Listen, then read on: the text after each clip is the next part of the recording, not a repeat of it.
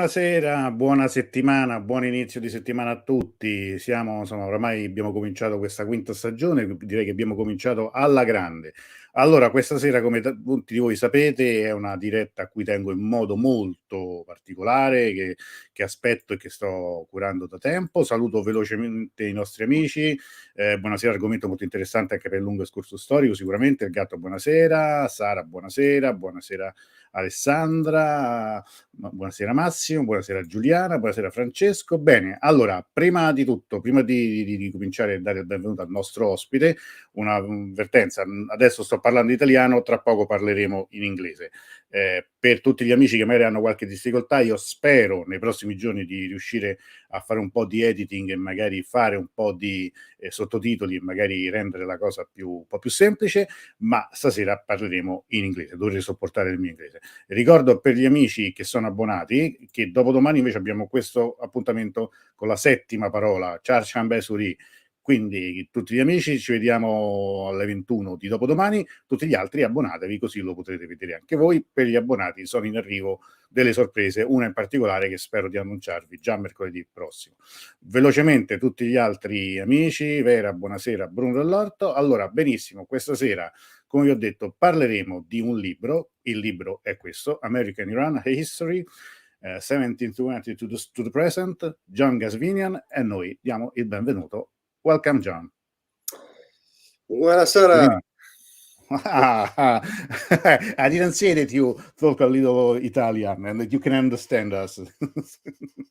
Il mio è un gran piacere parlare con tutti.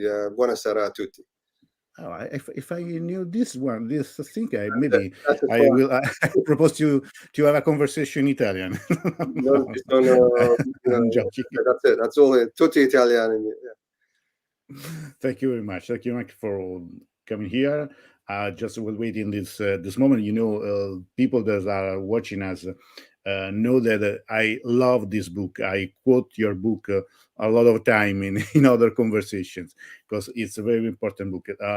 It was the New Yorker that said that it is one of the 100 most important book of the last year. New York Times, yes. New York Times. So we have a special guest tonight. So people, be careful. I'm not joking. So first of all, just a little introduction of your life, who you are, where are you? You are from Philadelphia now. You're streaming from Philadelphia. I'm coming to you from Philadelphia now. Yes. So yes, I was born in Iran. I was 1 year old, just a baby when bambino when we left Iran. In the 1970s. And I grew up in the UK and in the US and back and forth. And so this is a book that came out last year that I was working on for many years, which is a history of US-Iran relations. I'm a historian by training, but I've also worked as a journalist as well in the past.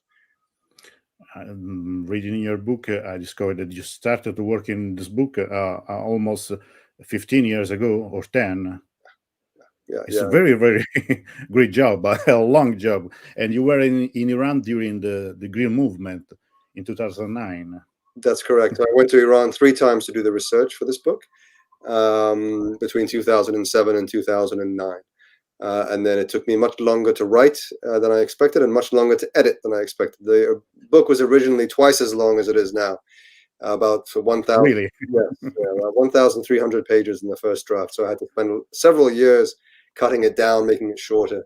And there were other things going on as well during those years. So this book took a little bit longer than I expected, much longer than I expected, but it came out about a year ago. So, but just to, I'm not doing any off, but it's a very well written. I mean, it's an amazing, just as a style, because we read a history book, but it's also maybe, I don't know, but maybe the book of your life, the book of your identity. Yeah, I mean, it's a very personal book to me. It's true. I try in general when I write to write in a way. I'm a big believer in writing as a historian, writing in a way that is valuable for academics and scholars and experts and going and doing real research, but also writing it in a way that you feel like you're telling a story and that, it should be of interest, I believe.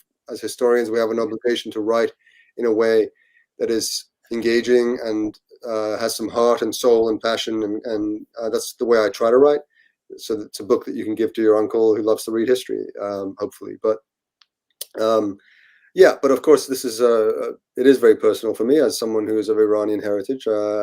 This is a big responsibility to try to tell this story, because it's a big story and a difficult story, and one that people have a lot of strong feelings about.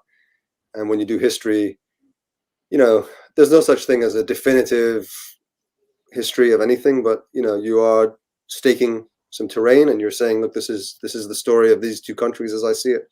So yeah, it's a lot of responsibility, I guess. Yeah, it's not definitive, sure, but it's important just the beginning, the start. I mean, maybe for many Iranians, the history of the relations between America and Iran begins in 1953 with the coup against Mossadegh, and maybe for a lot of Americans, it starts with the hostages crisis in 1979. But all this history, all this story begins very, very earlier in 1720. Exactly. I think this is the thing. I mean, a lot of your listeners will be very familiar with these two big dates in U.S.-Iran history: 1953, the coup d'etat against Mossadegh, led by the CIA, and of course the hostage crisis of 1979 and during the Iranian Revolution. These are two kind of, you know, sometimes people talk about them as original sins, you know, the first kind of really negative experience that each country had with the other.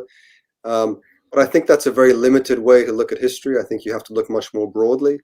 First of all, history is not a blame game. It's not about, you know, whose fault is it, who started it, those kinds of things. I think that it's much more complex than that. But also, I think that's a very negative way of looking at the history. It implies that the only reason we are interested in this history is to understand whose fault it is and who we blame. And that's not a good reason to study history. It's one reason, but it's not the only reason to study history. You know, if you want to understand the relationship between these two countries, it's about 200 plus years of very positive, very warm relations, mutual admiration, mutual fascination, mutual idealization. And the last 40 years of enmity, you know, is just one part of it. And when you look for the causes of that, causes of hostility, the causes of the anger and the hostility and the negativity, you know, I think you are asking a certain kind of question, which is, well, okay, if it's so bad, how did it get to be so bad? Well, maybe, and how did it get to, was it good at some point? You know, how did it get to be good, if that's the case? And that's a question nobody ever talks about. And the relationship was very good for a long time. There was never, I mean, was there a golden age of US-Iran relations? Maybe. You could say 1910s, 20s, 30s, things, I think you could make that case. But even then, there was a lot that wasn't quite right. You know, there's just a lot more to talk about than just 1953 and 1950. Yeah. But you organized your book in 4 seasons: the summer, spring, summer, autumn, and winter. Maybe we can say the winter our discontent.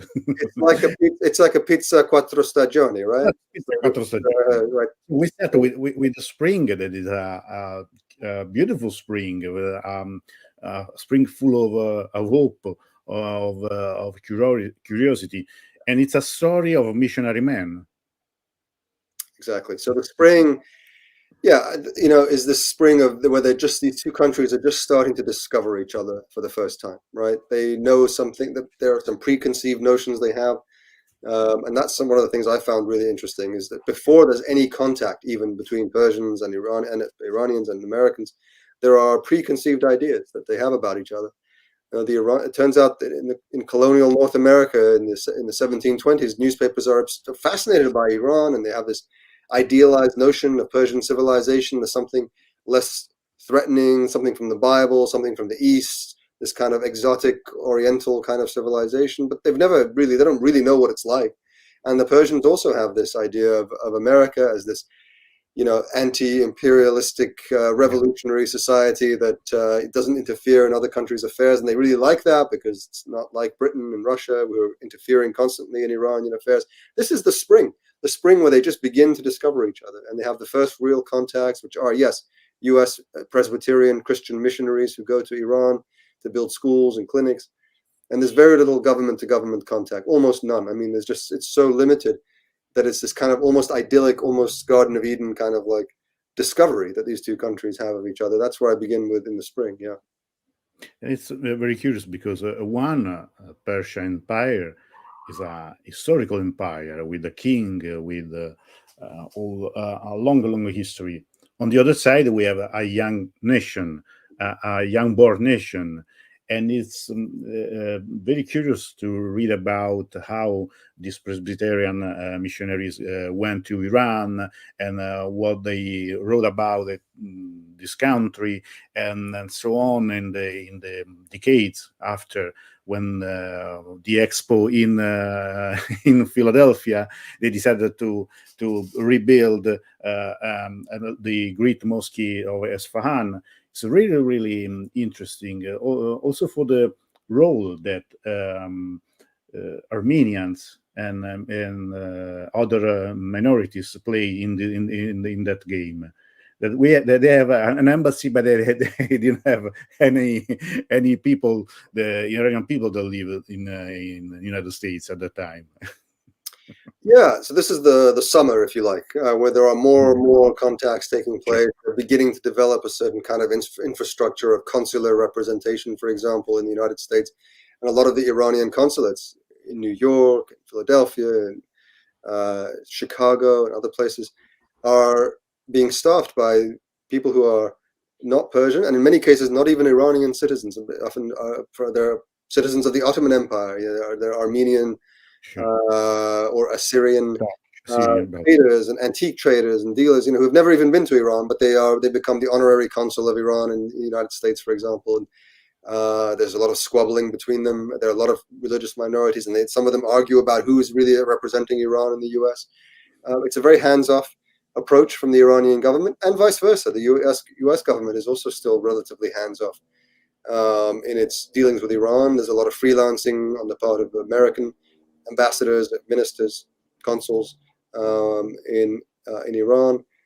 But there is growing warmth and friendship between the countries, away from the government-to-government level.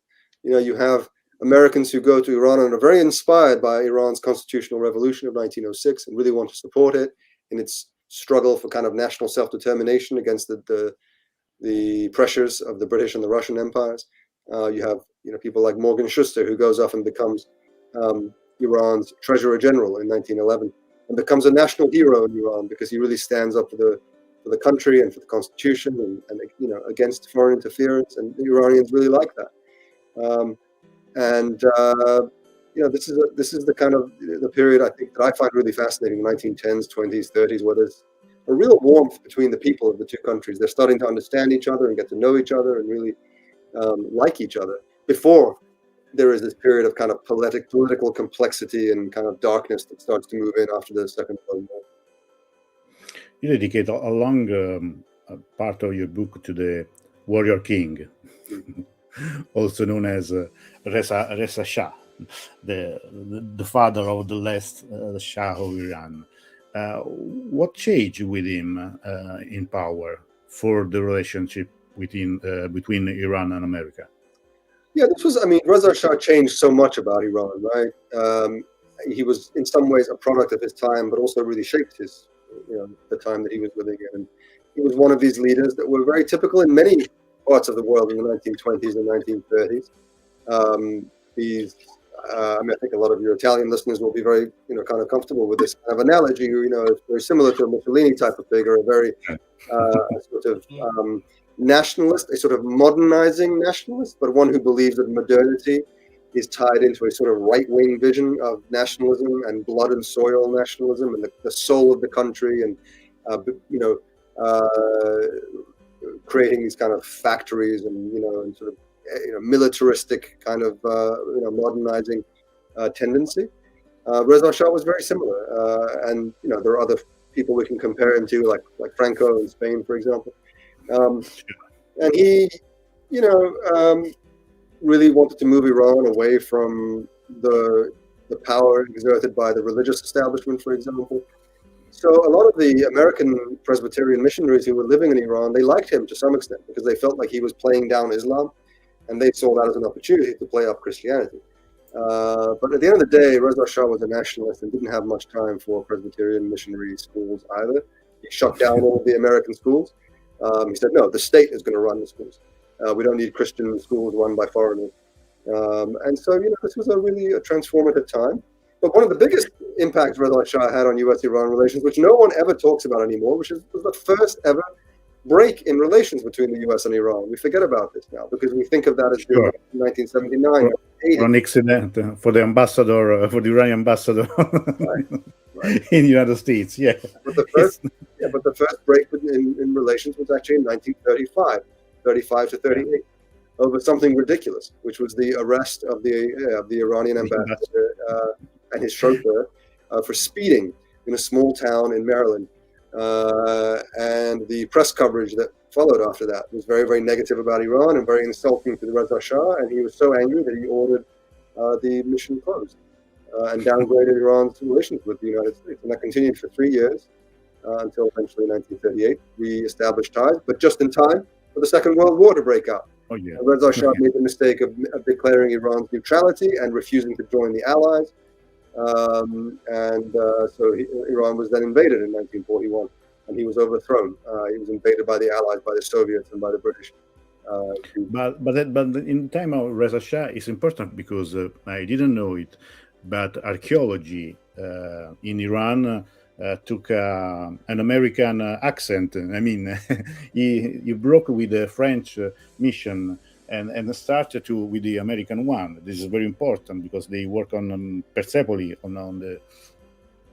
Yeah, Reza Shah, as I say, he was a kind of nationalist who was very modernizing, but also very backward-looking in some ways. I believe that the soul of the country was pre-Islamic and really wanted to celebrate the kind of ancient history and the modern strength of the country at the same time, but leaving out the Islam part in between.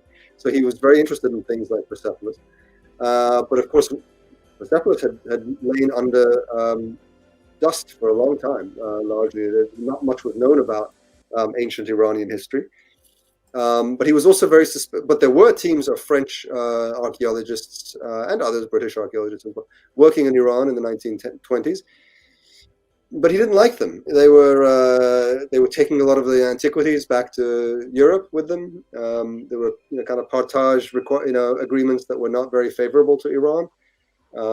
And he said, no, I want to throw these guys. I want to work with American archaeologists. These guys, this is the new up and coming power. And so we started to get a lot of American archaeologists going to Iran and doing a lot of the very important early work in the 1930s, including from archaeologists from my own university here, just across the street, the University of Pennsylvania Museum, which did some of the most pioneering work in Iran in the 1930s, at Turang Tepe and Shahrare and a few other archaeological sites in Iran, and the University of Chicago and the Metropolitan Museum in New York. They did some of the most important archaeological work in Iran in the 1930s and 1940s. Yeah. Well, this is a story of countries, but also a story of men and father and son, because when the Reza Shah has to move and to leave his kingdom to his son Mohammad Reza Pahlavi, it's all another story. I mean, Mohammad Reza Pahlavi is another kind of man. He grew up in Switzerland, and with him we started another season, we can say, because it started the Cold War, and now the relation between Iran and United States, it's a cornerstone of all foreign policy, and maybe even for the inner policy of Iran. Yeah, no, I mean, obviously the last Shah of Iran, Mohammad Reza Pahlavi, is so important for U.S.-Iran relations. He is the first Shah ever in American history to go to the United States, as well as to welcome American presidents, several of them, I should say, to Iran. It was his reign that cemented the U.S.-Iran relationship much more than his father's reign. But you're right, he was a very different kind of figure from his father. His father was a militant nationalist of a certain kind of generation. But the son came to power in 1941 when the world was changing. He came to power, frankly, on the back of an Allied invasion of Iran, and he was always very touchy about that. This idea that he knew that he couldn't irritate the Allied powers. He knew that because they could do the same thing to him that they had done to his father. But at the same time, he never wanted to repeat that scenario. He wanted to try to, have his own power and strength within the country. And on top of which, he had been very much taught by his father the importance of military strength. And it's funny because you're right, he was a very different kind of person from his father. His father was at the end of the day a rustic peasant who was illiterate, who had grown up in the mountains of Mazandaran, who had come up through the ranks of the army and had overthrown the previous Qajar dynasty and to establish a new royal family and a new royal line under the Pahlavi dynasty. But the son had grown up in the lap of luxury, in privilege, very educated, well educated, at the Le Rosey boarding school in Switzerland, which is one of the world's most elite boarding schools. He was a cultivated, cultured young man, very cosmopolitan, very international. And but I think he always lived in the shadow of his father, who felt that it was a good military leader needed to understand, a leader needed to be a military leader as well. He needed to really have a good sense of the army and all this kind of stuff. So the kid, had been sent off to learn how to fly planes and shoot guns and so on. And he always had this kind of neurotic sort of fixation with being a military strongman. And I don't want to psychoanalyze him too much, but if you look at the annals of the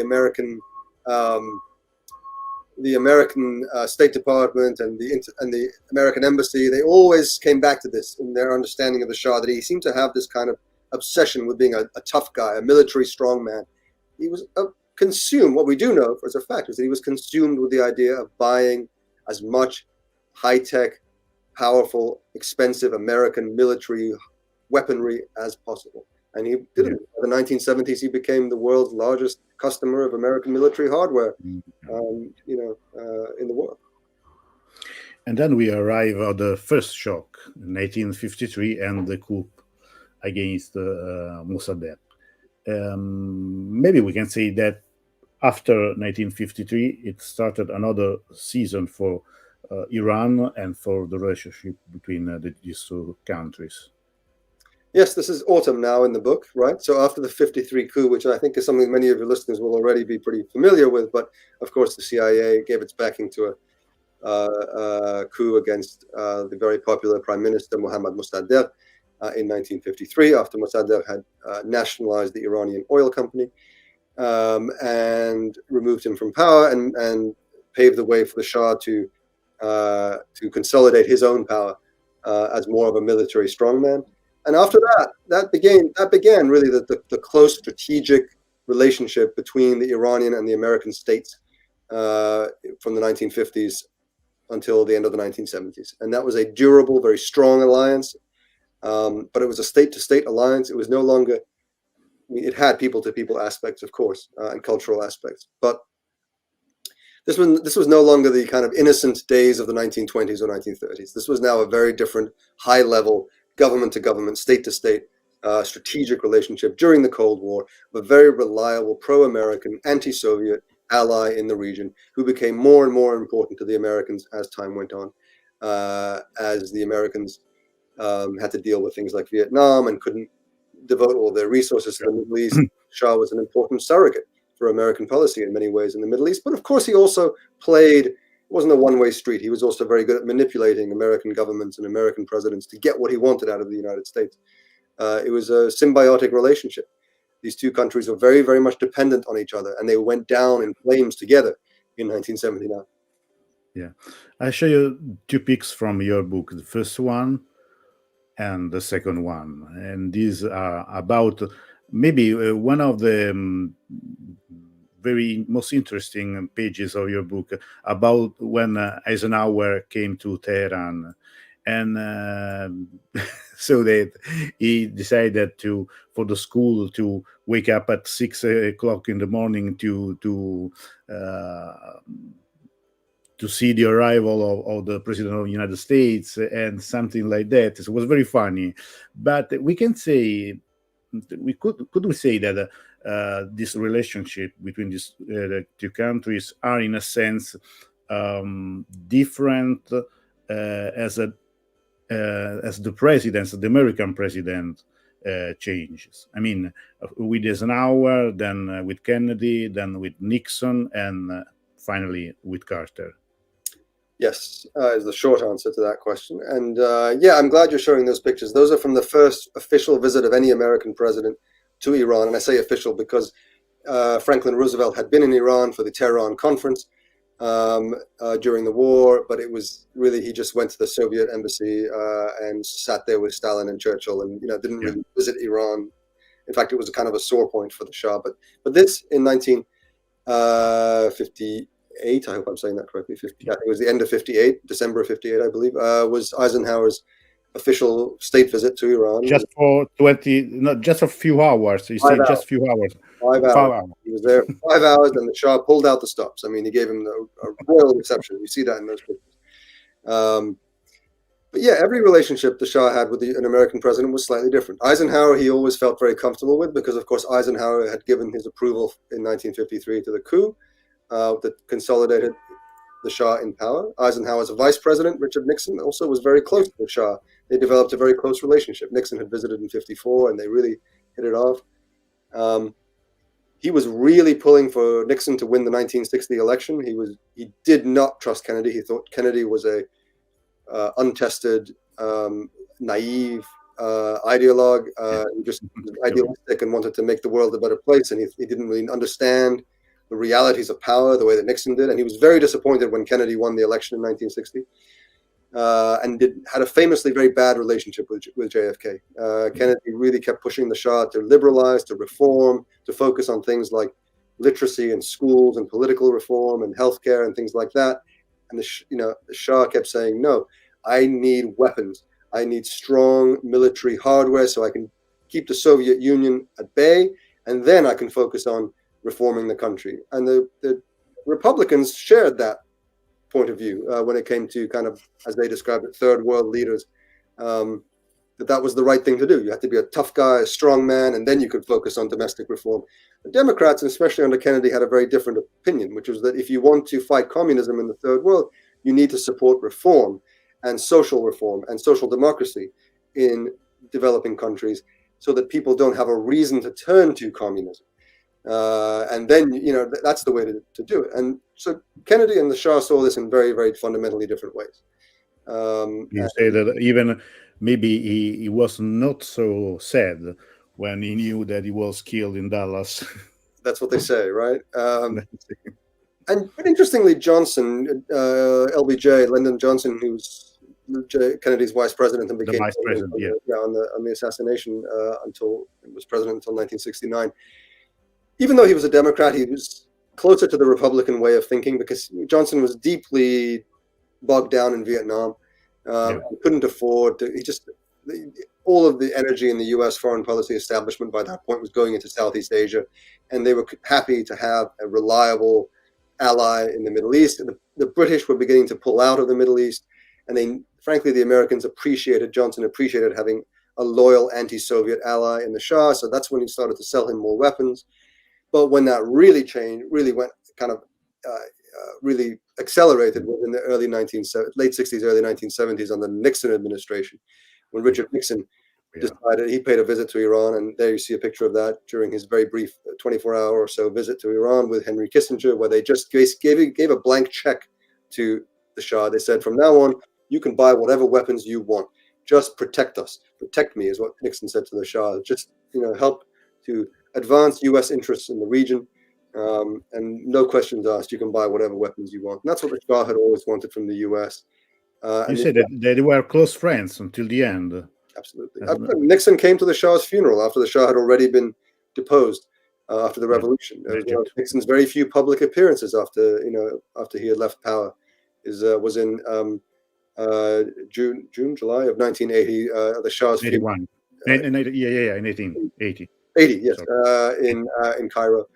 They were close up until the end. But even after Nixon had resigned, the Gerald Ford administration continued to sell more weapons. And even Jimmy Carter, interestingly, who came to power on this rhetoric of human rights and and idealistic foreign policy. When push came to shove, when he actually won the election, didn't actually put his money where his mouth is. In fact, quite opposite. He put his money on more weapons for Iran. And Iran ended up buying AWACS planes and so on from Iran. And this was a real surprise and a real disappointment to a lot of the opposition in Iran, because they thought Carter was this hero of human rights and he was going to push the Shah in the same way that Kennedy had pushed the Shah to liberalize. And he did, and he didn't. And the Shah preemptively began to liberalize a little bit himself. And that, in some ways, contributed to his downfall, because by that point, the resentment against the Shah's regime was so strong that a little bit of liberalization brought out this wave of public anger and resentment onto the streets in the late 1970s. And, the rest is history. Then after with Nixon, and then for all the 70s, the Shah began his adventures in Oman, for example. I mean, he started to play as a big power in Middle East with American weapons. Yeah, this was the part of what was called the Nixon Doctrine, which was simply, as Vietnam was not going very well for the U.S., Nixon felt that it was important. The United States could no longer go and fight these direct wars in various parts of the world against the Soviet Union, or proxy wars against the Soviet Union. Yeah. Instead, what it needed was to be able to pull out a little bit from, places like Southeast Asia, Africa, Latin America, the Middle East, and instead identify reliable regional leaders who would advance American interests and in the Cold War.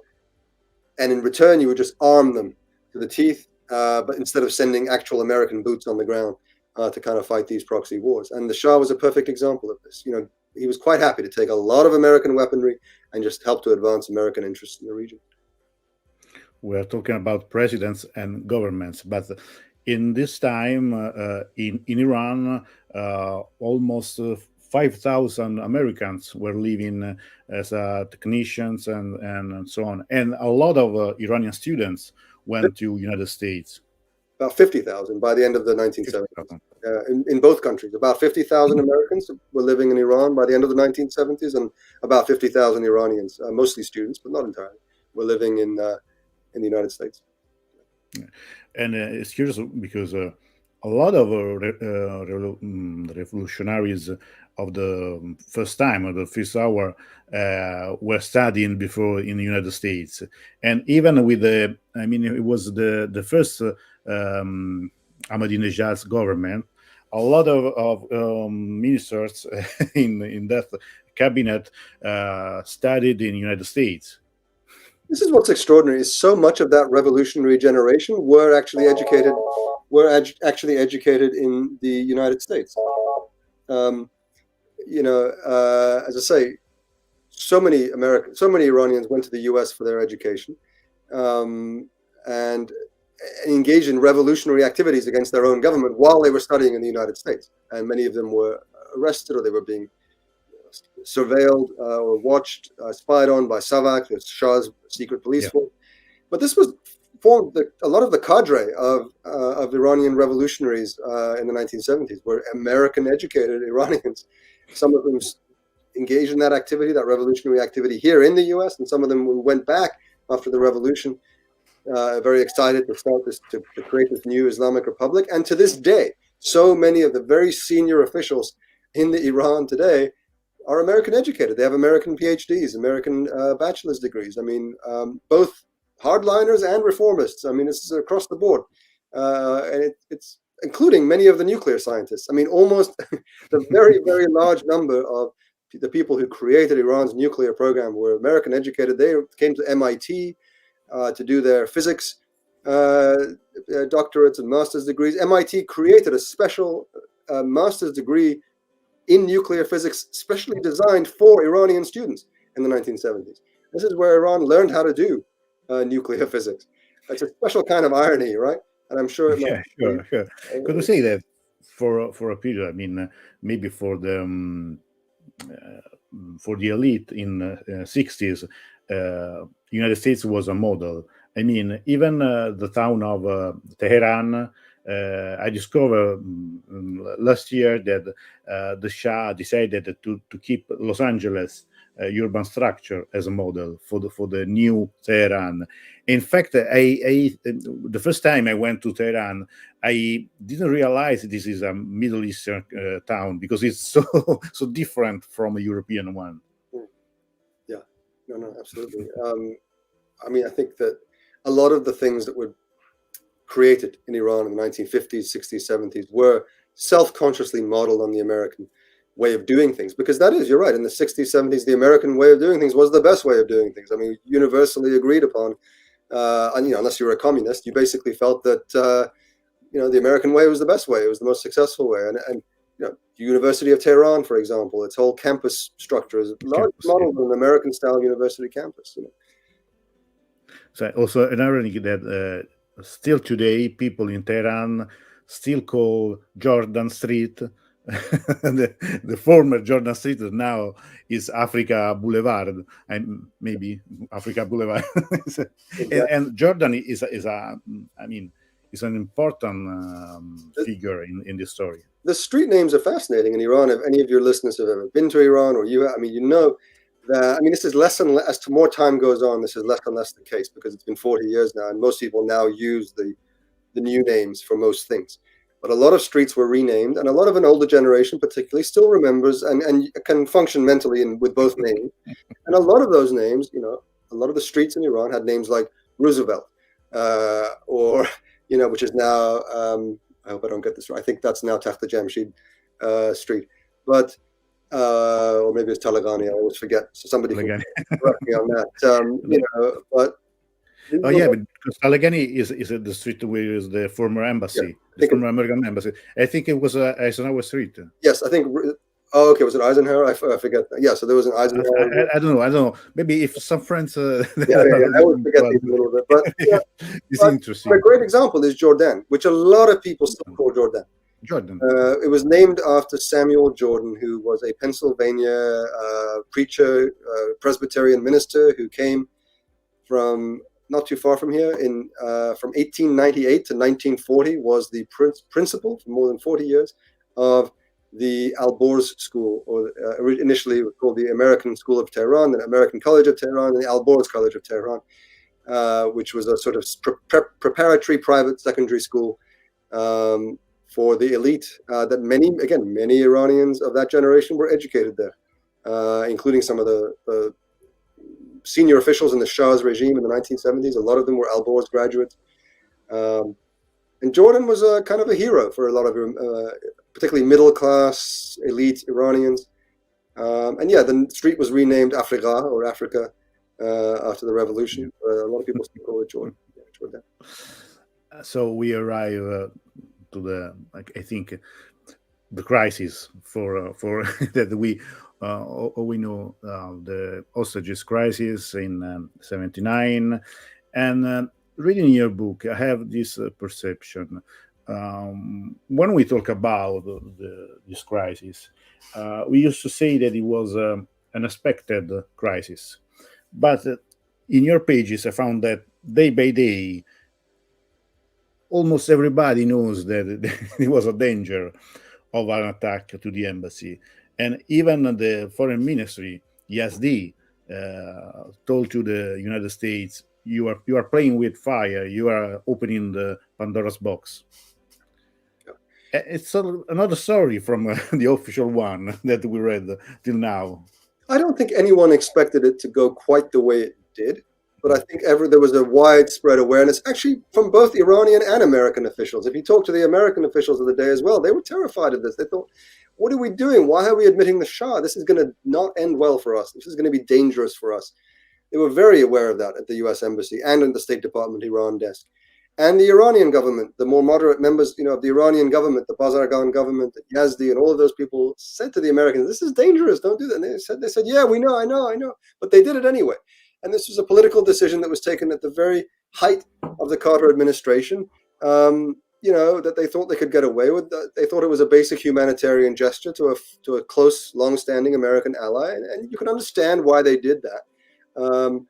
There was a feeling in the administration, particularly among people like Zbigniew Brzezinski and some of the other more hardline Cold Warriors at the time, that if you don't allow the Shah to enter the country on humanitarian grounds when he's dying of cancer, some of our other allies in the region, like the Saudi royal family, the Egyptian president, and so on, are going to think, wait a minute, how much can we really count on American alliance? Maybe we should draw closer to the Soviet Union. So that's always was the thinking.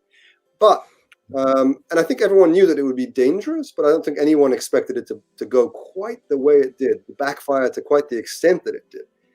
Including the students who took the embassy hostage. I think they didn't expect it. They thought they were just going to go for a couple of days and protest and have a sit-in. Next thing you know, they become elevated to national heroes, and the crisis escalates and becomes a standoff that lasts for over a year and results in the break, now almost permanent break in relations between Iran and the United States. You wrote that this is the moment which Khomeini began from being a man of God, a politician.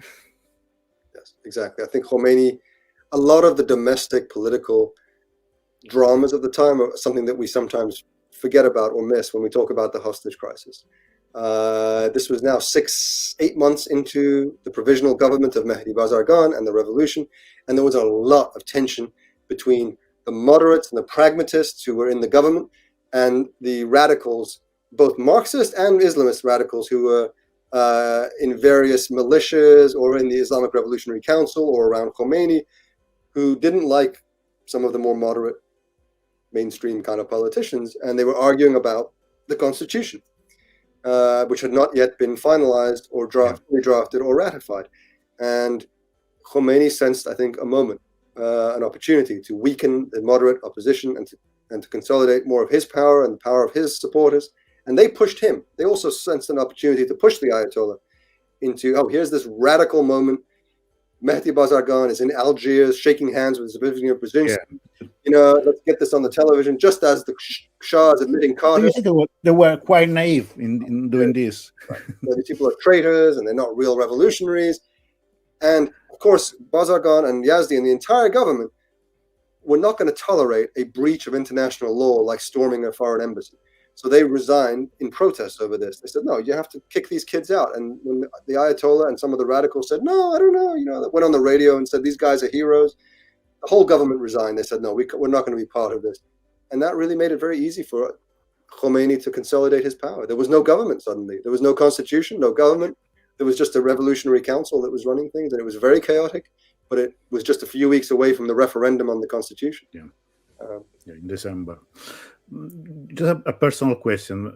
This story, I mean, the hostages crisis, for you as an Iranian American, is still a weight, is still a problem when you meet people, when they talk about Iran.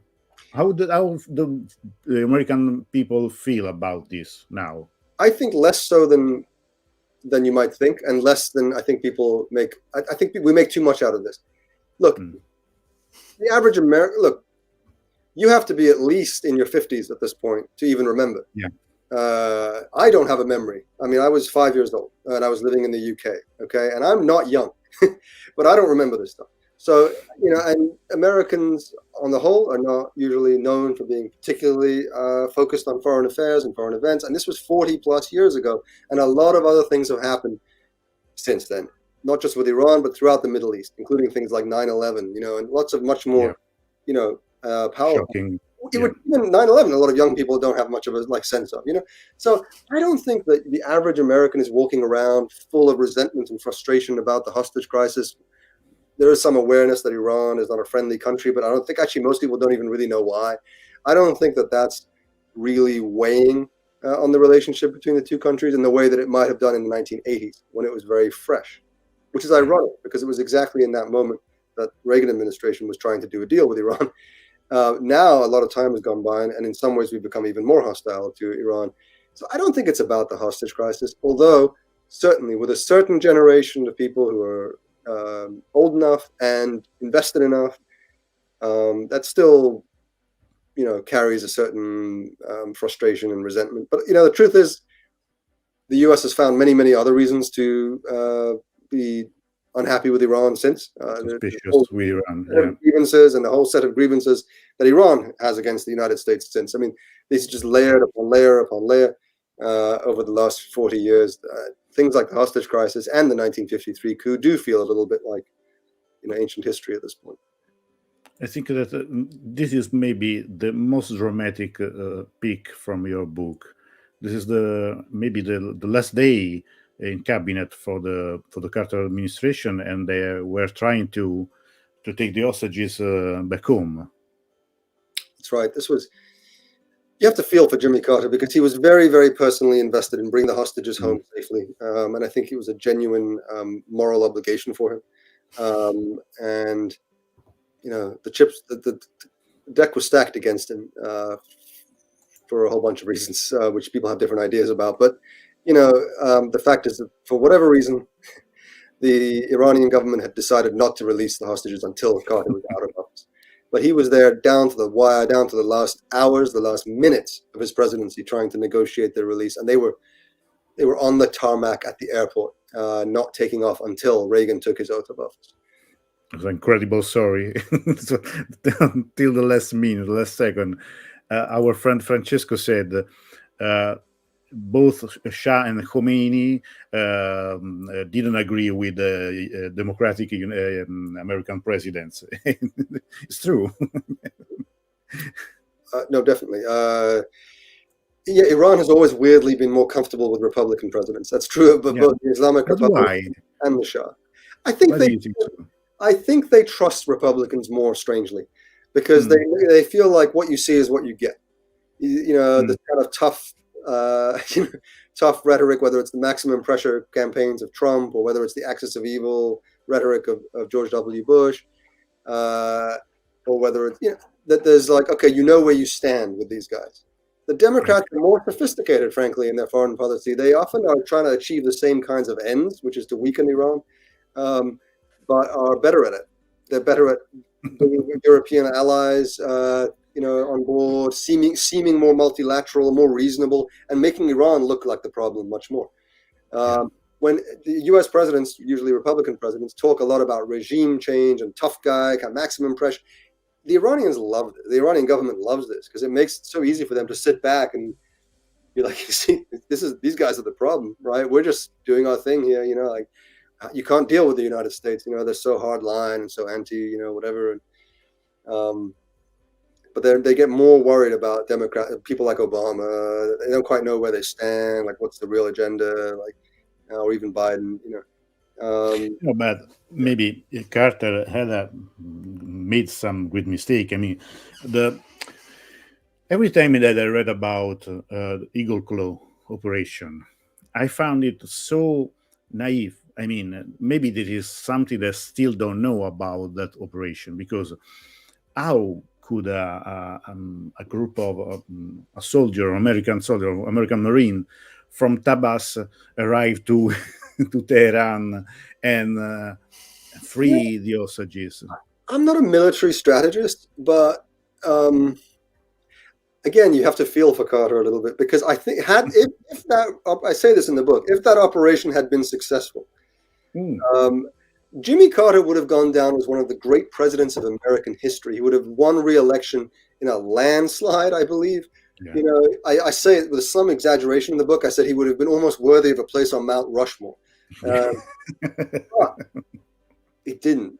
And it failed, and it failed spectacularly. And it was just one more thing that just didn't go right for Jimmy Carter. And I don't know, again, I'm not a military tactician, but I feel like it wasn't anyone's fault. It was just really bad luck.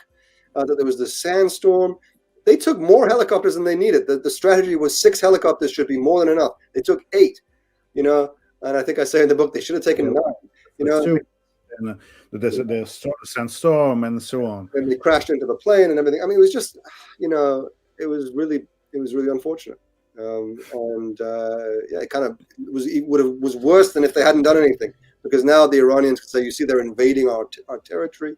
They're trying this like crack commando operation. This is, and of course people died. It was exactly what Jimmy Carter didn't need, 6 months before an election.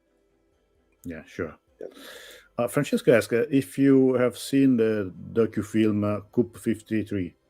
Yes. What do you think about it? Yes, and I like it a lot. I know there are some issues with it. We probably don't have time to get into all that, but I generally admire the work. you know, I don't want to comment really on some of the particular back and forth that's gone on around that film, because on the whole, I think that it represents the story pretty well and is well worth watching. Yeah, yeah, I think I agree with you. So we are in the cold winter of our discontent, the relationship between Iran and America, and so we arrive nowadays. Okay, we have some other president. We have all the Iran Contra affair. I think it's very very important. And do you think that just a game?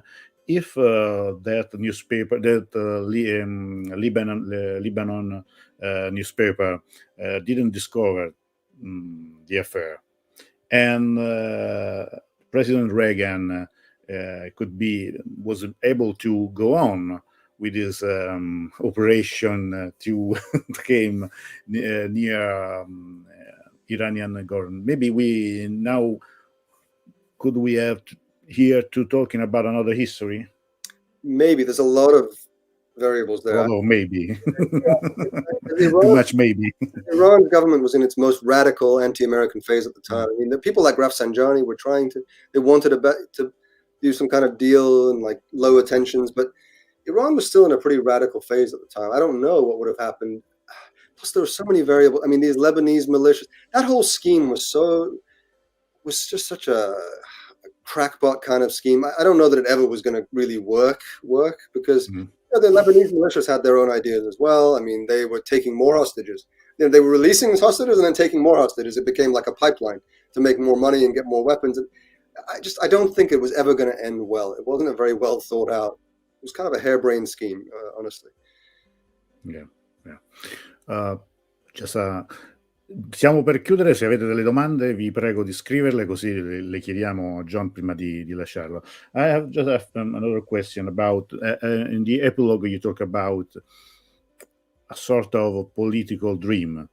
You talk about the need of a meeting, not about just the nuclear question, but I mean, you talk about just like in Reykjavik, Mr. Gorbachev and Mr. Reagan did a move forward for the relationship in these two countries. But you say there are 4 big problems on this path to this horizon. Yeah, I mean, I do believe strongly that the United States and Iran, there's no reason for this level of hostility. They have a lot of overlapping political interests, actually. I always say, you know, I'm not optimistic, but I am very idealistic. I do believe that you know, they should be on the same side of a lot of things in the Middle East, actually. But I don't see it happening because there's too much entrenched animosity between the two countries at this point. And yeah, I think I identify 4, generally speaking, kind of interest groups that don't want to see better relations between Iran and the United States. Basically, hardliners in Iran, you know, kind of hardline conservative elements in the U.S., Israel and its various kind of allies and friends in the U.S., and the Persian Gulf Arab monarchies, especially Saudi Arabia and some of the other American allies in the region. All of these, for very different reasons, don't really want to see better relations between Iran and the United States. And I think there are probably even others as well. You know, this is going to sound very controversial, but I sometimes feel that a lot of European governments play this role of mianjigari, as we say in Persian, like sort of taking the middle ground, like trying to kind of you know, be the compromise between the U.S. and Iran and whatever. But I also think, strangely, they kind of like that because it gives them a certain kind of power as well.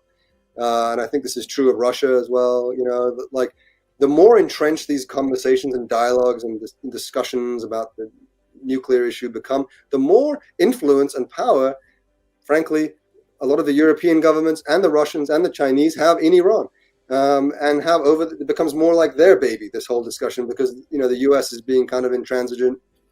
And, you know, I think, I don't want to be too cynical about it, but I do sometimes feel like everyone's kind of happy with the status quo. Not happy, but like they know what to do. They know their roles. So we have a question. Was fear of communism a key factor in U.S. policy towards Iran after the revolution? Yeah, 100%. Before, during, and after the revolution, until the end of communism, basically. This was always the driving force. I mean, the big thing, the US didn't see this revolution coming because they couldn't believe that there could be a religious revolution. That was completely outside the playbook. But even after it happened, there was a feeling that, well, actually, maybe a religious government isn't such a bad thing. It's better than a communist one. Yeah, right. I mean, the United States supported the Mujahideen in Afghanistan against the Soviet Union because at the end of the day, they were, religion is the opiate of the masses, right? And religious governments and Marxist governments tend not to get along very well. And there was some feeling, I think, in the Reagan administration and even in the first Bush administration that, more openness to the idea of better relations with Iran. As tactically, maybe we can use Iran against the Soviet Union in some way. And I do believe that since the Cold War ended, it's not a coincidence that the American position to Iran has become much more hostile, because the US doesn't need Iran, or feels that they don't really need Iran, or they need it even less than they did in the Cold War. And that it's easier to isolate Iran because Iran has no real friends. Whereas at least during the Cold War, they felt like they could kind of use Iran a little bit against the Soviets. Now it's like, what are they going to? I mean, You said something really interesting about the position of Israel. You said that maybe Israel doesn't fear an Iranian nuke, but something else, something more important. Yeah, Israel knows better than anyone that Iran is not interested in a nuclear weapon. I mean, Iran has never been interested in a nuclear weapon. Arguably, maybe vaguely interested in the capability in the 1990s, late 90s, early 2000s, and maybe still now again exploring the possibilities of a capability. In other words, the ability to build a nuclear weapon theoretically, but without actually building it, which is a subtle difference, actually. And I think the Israelis understand this very well. And they're not afraid of the Israelis have 200 nuclear weapons themselves. They're not worried about Iran. They have, of course, the close alliance of the United States, which has its back. So why would they be afraid of a weak, isolated, militarily, weak country that doesn't even have a nuclear weapon, that clearly doesn't want one? What they're worried about is the possibility of a closer Iranian relationship with the United States. So every time American government or president is trying to do better relations with Iran, trying to resolve this nuclear issue and use it as a stepping stone to potentially a better relationship with the United States, that's when Israel starts to get very animated about, the nuclear stuff. Yeah, a lot of it is for show. It happened during the Obama administration. They were worried because Obama clearly wanted a better relationship with Iran. That is not of interest to Israel, because more American friends in the Middle East means that Israel is less important to the United States.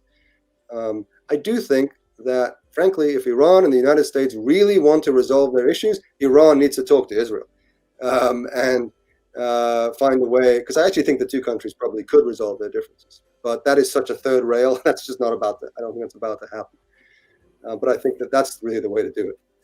There's a little bit of hope alla fine. Bene, allora siamo arrivati. We have just an hour. Perfect. We're really good tonight. Prima di ringraziare e salutare John, il nostro ospite, io vi ringrazio per essere stati con noi. Vi ricordo l'appuntamento di dopodomani, parleremo di Charshambeh Suri, quindi parleremo di cultura iraniana. John, thank you very much for being with us tonight, and hope to see you soon. Maybe, I don't know, maybe in Italy. Hope that your book will be translated in Italian, because I think a lot of people like to read it. And I put here the link to buy also as an ebook. It's a very quick and the fastest way. Cristina said, thanks a lot for your explanation and a very interesting conversation. John, grazie a te Antonello. You're very welcome. Grazie John. Grazie. John in Persian. Exactly.